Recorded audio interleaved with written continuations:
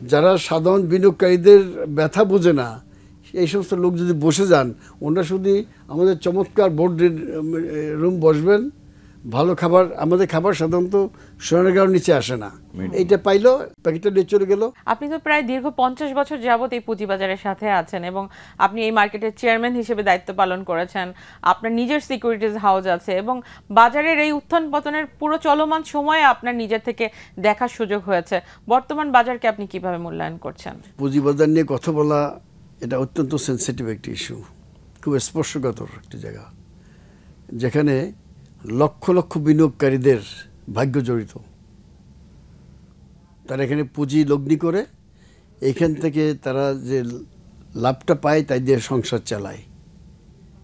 কিন্তু ইদানিং দেখতেছি ইকবাল ভাই এই পুঁজিবাজারে 40 বছর আছেন, উনি এখানে স্টক এক্সচেঞ্জের চেয়ারম্যানও ছিলেন, উনি আবার পরবর্তী সময় চেয়ারম্যান বাদ দিয়ে প্রেসিডেন্ট যখন করালো উনি প্রেসিডেন্টও ছিলেন 3 বার,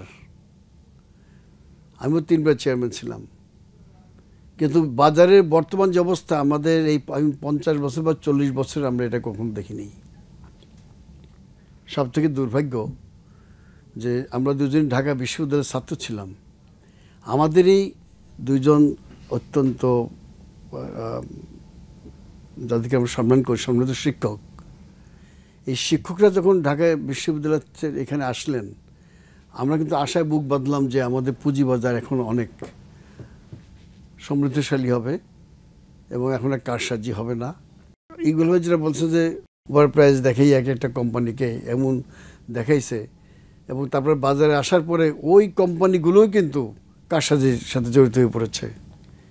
এর পত্রিকা আছে যে শেয়ার বাজারে 2014 সালে তালিকাভুক্ত 17টি কোম্পানির 16টি এখন বন্ধ। তাহলে কি কোম্পানি তারা দিল? যে সমস্ত কোম্পানি আসার সাথে সাথে বন্ধ হয়ে গেছে, তাহলে আমাদের যারা এখানে ইনভেস্ট করেছিল বিনিয়োগকারী, তাদের টাকাটা তো বন্ধ হয়ে গেছে, তাদের টাকা নেই এখন। তাহলে এইটা কেন হইলো? কারা দায়ী? এই জন্য security and exchange commission government করা হলো, একটা কমিশন করা হইলো যে তারা আমাদেরকে রেগুলেটরি বডি আমাদের দেখাশোনা করবেন। এখন রক্ষক হয়ে যদি ভক্ষক হয় তা তো বলার কিছু নেই। এখন এইটা দেখার দায়িত্ব কার?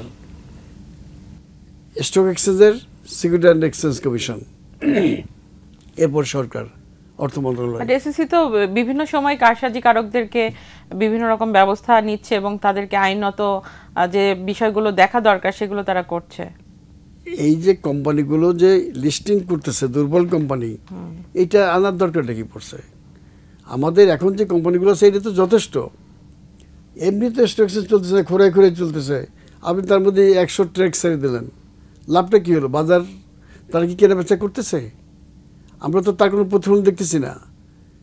ডিভিজুলেশন নামে আপনি আমাদের স্টক এক্সচেঞ্জকে দিয়ে দিলেন বিদেশিদের, যে বিদেশে আসলে এইটা একদম আমরা লন্ডন স্টক এক্সচেঞ্জ হয়ে যাব, সিঙ্গাপুর স্টক এক্সচেঞ্জ হয়ে যাব, অথবা নাসদাক স্টক এক্সচেঞ্জের মতন যাব। আমাদের মধ্যে স্টক এক্সচেঞ্জের মধ্যেই কিছু দালাল সৃষ্টি করে এখান থেকে বলে যে এটা করতে হবে, গভর্নমেন্টের সুযোগটা নিয়ে নিল, এবং আমরা না বলা সত্ত্বেও এটিকে রাতারাতি বন্ধের দিন ঢাকা স্টক এক্সচেঞ্জের আমাদের বোর্ড মিটিং করে সেখান থেকে পাশ করে নিয়ে এটা দিয়ে দিল যে এটা ডিমেজরেশন হবে। তারপরে কী করলো? আমাদের কোম্পানির শেয়ার 25% না আপলোড করলো 21 টাকা দাম ধরে। আমরা যে সমস্ত কোম্পানি, বসুন্ধরা টয়লেট পেপার, সেটা বিক্রি করে ধরেন 40 টাকা, 10 টাকার শেয়ার, আর আমাদের ঢাকা স্টক এক্সচেঞ্জ সেইটা শেয়ার নেমে আসলো 21 টাকায়। আর আমরা তো 100 টাকা করে কিনতে রাজি একে অপরের। ওনার 25% আমাকে দেবে, আমি 100 টাকা করে কিনবো, আমার 20% উনি নেবে, 25% নিয়ে যাক 100 টাকা করে। আমরা তো আমাদের মেম্বারই কিনতে পারতাম, বিদেশি কোম্পানি আনা লাগতো না। যদি এনেই থাকেন তাদের এখন কোথায়? বাজারে তাদের ইনভলভমেন্ট তো আমরা দেখতেছি না। আমাদের প্রত্যেক দিন বাজার তো মিনিমাম 1,500 কোটি টাকা না হলে এই বাজার চলবে না। তো আপনারা কি সিকিউরিটিজ অ্যান্ড এক্সচেঞ্জ কমিশনের সাথে আলোচনায় বসছিলেন? বহুবার আলোচনা, আমাদের আলোচনা করার তো বোর্ড আছে। বোর্ডে হচ্ছে এখন ঢাকা স্টক এক্সচেঞ্জ হচ্ছে কি, বোর্ডটা হচ্ছে আমাদের নাম সর্বস্ব 2-3 জন মেম্বার থাকেন, তারা কোনো কথা বলতে পারেন না।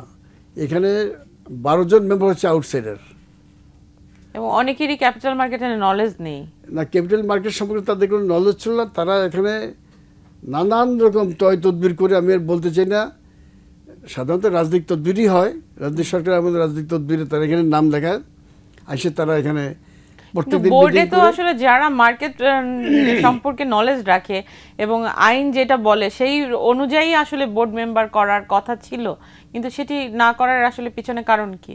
তার কারণ যে আমি রাজনৈতিক বিবেচনায় অর্থ মন্ত্রণালয়ে যাবো, অর্থমন্ত্রী বলে দেবেন যে সিকিউরিটি এক্সচেঞ্জ কমিশন চেয়ারম্যানকে যে ওরে দিয়ে দেন, আমরা দিয়ে দিলাম বানাইয়া। তাই এইভাবে আমরা এক একজন চলে আসতেছি। এই মার্কেট সম্পর্কে যাদের ন্যূনতম ধারণা নেই, যারা ইনভলভ না, যারা সাধারণ বিনিয়োগকারীদের ব্যথা বোঝে না, এই সমস্ত লোক যদি বসে যান, ওনারা শুধু আমাদের চমৎকার বোর্ড রুম বসবেন, ভালো খাবার, আমাদের খাবার সাধারণত সোনারগাঁওর নিচে আসে না, এইটা পাইলো প্যাকেটটা নিয়ে চলে গেল। অনেকে আবার বলেন কি, আসি বলে ভাই সাইনটা নেন, আমার একটা কাজ আছে, আমি এখনই চলে যাব, গাড়ি আছে তো না দেন, তো সাইনটা করার পর প্যাকেটটা নিল, চলে গেল, শেষ। এইভাবে পুঁজিবাজার চলবে না, রিসার্চ করা দরকার তো এটা নিয়ে।